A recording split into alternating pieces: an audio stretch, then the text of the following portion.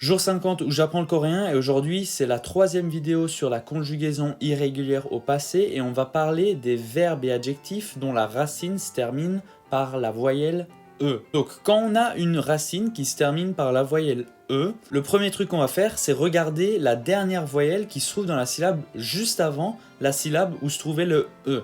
Donc si dans cette syllabe la dernière voyelle c'est un A ou un O, dans ce cas-là, ce qu'on va faire, c'est retirer d'abord le E et ensuite rajouter asoyo. Par contre, dans le cas où la voyelle dans la syllabe juste avant, c'est n'importe quelle autre voyelle hormis A et O, ou alors même qu'il n'y a pas de syllabe juste avant celle du E, et bien dans ce cas-là, on va retirer le E et ajouter osoyo.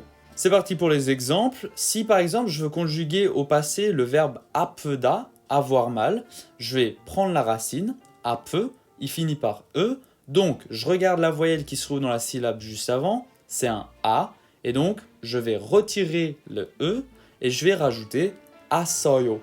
Et donc ça va faire A plus asoyo, apasoyo, apasoyo, j'ai eu mal, ça faisait mal. Ensuite, un autre exemple, si je veux conjuguer au passé l'adjectif kipeda, heureux, je vais prendre la racine, qui peut, il finit par E, donc je regarde la voyelle dans la syllabe juste avant, c'est un I, donc c'est n'importe quelle autre voyelle à part A et O, donc je vais retirer le E et ensuite rajouter osoyo.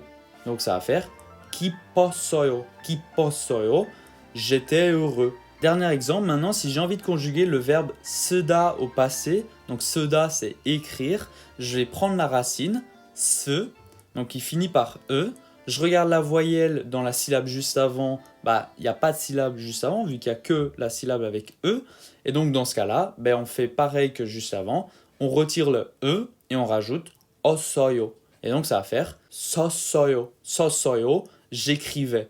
Voilà, j'espère que vous avez tout compris, je vous souhaite une agréable fin de journée et je vous dis à demain pour le jour 51.